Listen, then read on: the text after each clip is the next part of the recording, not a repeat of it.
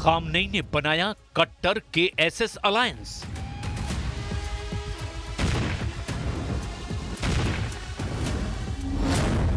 Baghdad के बारूद से जलेगा इजराइल।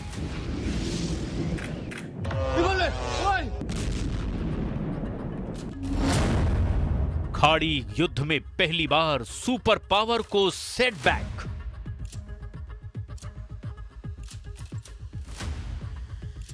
ये युद्ध रिमोट कंट्रोल से चल रहा है। रिमोट अमेरिका के हाथ में है। सुपर पावर जहां तय करता है, बारूद वहीं बरसता है।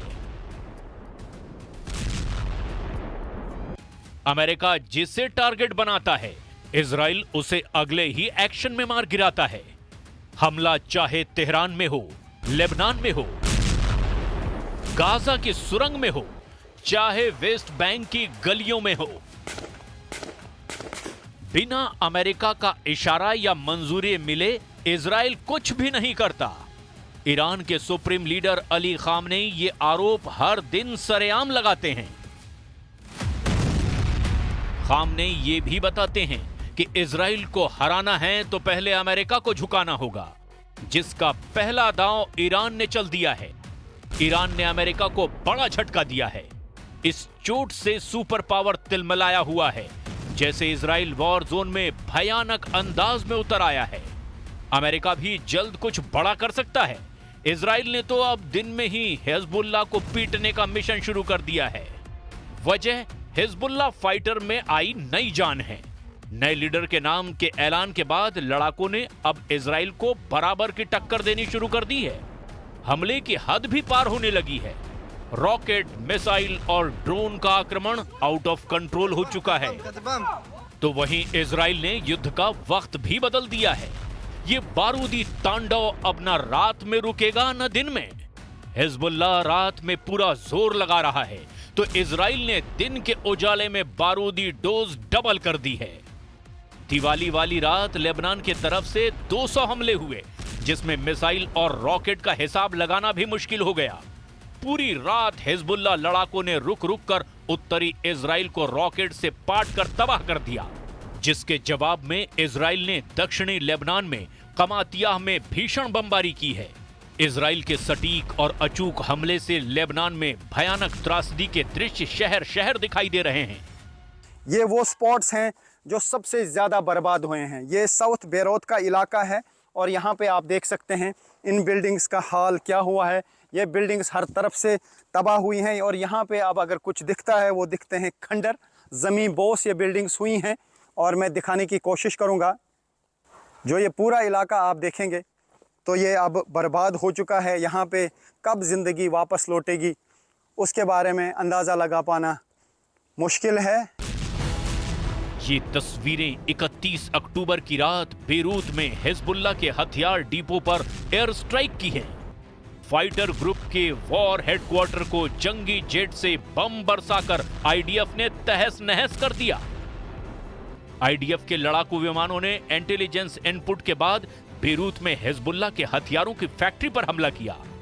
इस फैक्ट्री के पास हिजबुल्लाह का केंद्रीय मुख्यालय और कई ठिकाने भी थे, जहां से हिजबुल्लाह फाइटर दक्षिणी मोर्चे को कमांड और कंट्रोल कर रहे थे। एयर स्ट्राइक में हिजबुल्लाह का यह हेडक्वार्टर पूरी तरह से तबाह हो चुका है, जिसके बाद आईडीएफ ने इस ऑपरेशन को हिजबुल्लाह पर सबसे जोरदार प्रहार बताया है।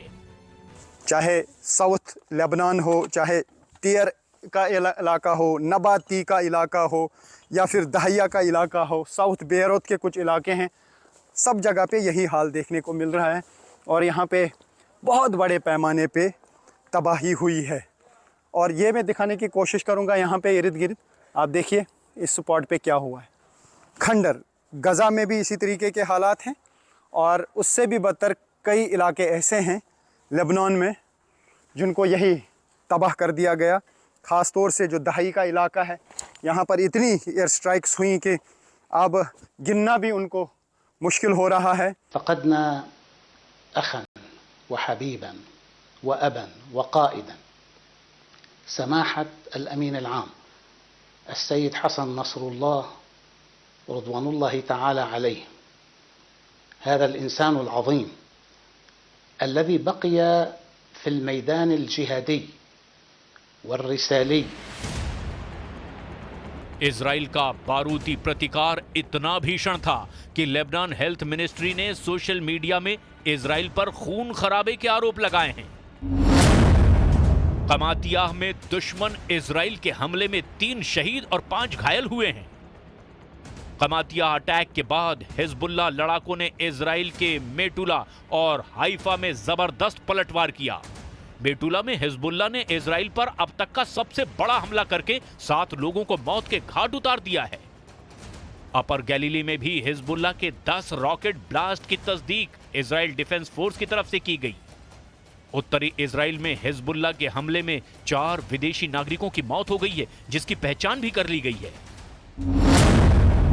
हिजबुल्लाह के रॉकेट हमले में मारे गए 4 विदेशी नागरिक थाईलैंड के हैं, जिनके नाम काविसाक पंपनंग, अकाफोन वनासे, थान तिंगाटक और प्रयाद फिलात्रम हैं।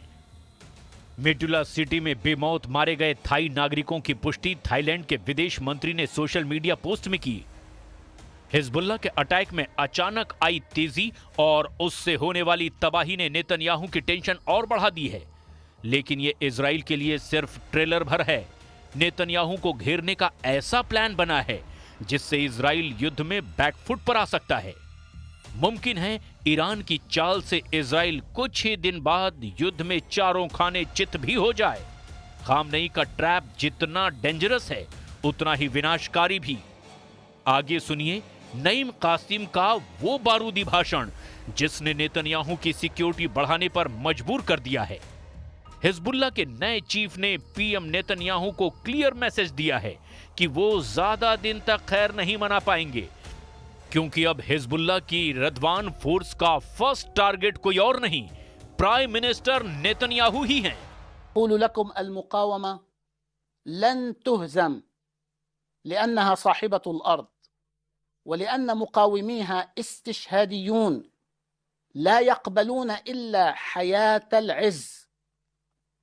جيشكم الآن مهزوم وسيهزم أكثر إن شاء الله. नईम कासिम की ये धमकी इजराइल हल्के में नहीं ले रहा है। नेतन्याहू की सिक्योरिटी भी पहले से कहीं ज्यादा बढ़ा दी गई है। नेतन्याहू कब, कहां, कौन सी मीटिंग करेंगे, इसको भी ऐन वक्त पर ही अब तय किया जा रहा है। तेल अवीव में हाई अलर्ट है तो तेहरान में खुशियां मनाई जा रही है, और वजह है इराक में खामनेई को मिली बड़ी कामयाबी। इराक में करीब 1 साल से खाली संसद स्पीकर के पद पर महमूद अल मशहदानी की नियुक्ति कर दी गई है। महमूद अल मशहदानी साल 2006 से 2009 तक संसद के स्पीकर के तौर पर काम कर चुके हैं। महमूद अल मशहदानी की छवि ऐसे सुन्नी लीडर की है जो ईरान के बेहद करीब माने जाते हैं। इराक में स्पीकर का पद सुन्नी नेता के लिए, प्रधानमंत्री का पद शिया और राष्ट्रपति का पद कुर्द समुदाय के लिए तय है। ऐसे में नया स्पीकर उन मशहदानी को चुना गया जो सुन्नी लीडर के साथ साथ ईरान के समर्थक हैं। कुर्द, शिया और सुन्नी के इसी KSS अलायंस को अब खामनेई इजराइल और अमेरिका के खिलाफ खड़ा करने जा रहे हैं। मशहदानी के स्पीकर बनने से इराक में खामनेई की पकड़ और मजबूत हो गई है। यानी इराक में सांप्रदायिक संघर्ष से बचने के लिए जो सत्ता समीकरण बनाया गया है वो ईरान के बड़े काम आने वाला है। इससे इराक में अमेरिका की पकड़ भी ढीली पड़ सकती है, जिसका खामियाजा इजराइल को होगा। हाल के ही दिनों में इसकी झलक भी देखने को मिली है। इराक में ईरान से जुड़े मिलिशिया ने अक्टूबर के महीने में इजराइल पर मिसाइलों, ड्रोन और रॉकेट से 40 बड़े हमले किए हैं।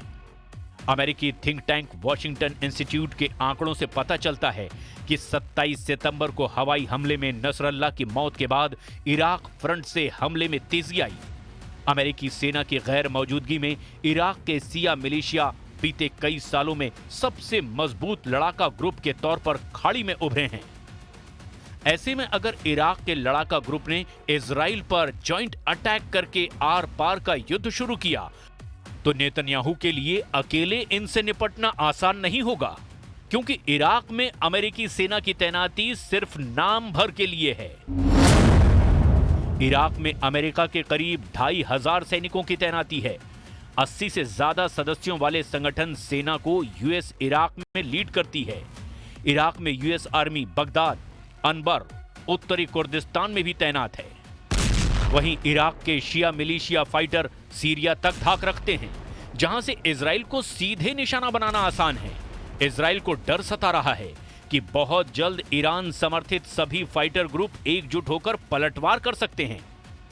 जाहिर है ये वॉर प्लान इजराइल की तबाही का सबब बन सकता है और इसीलिए नेतन्याहू अब जल्द से जल्द खामनेई के इस KSS अलायंस की काट तलाशने में जुटे हैं।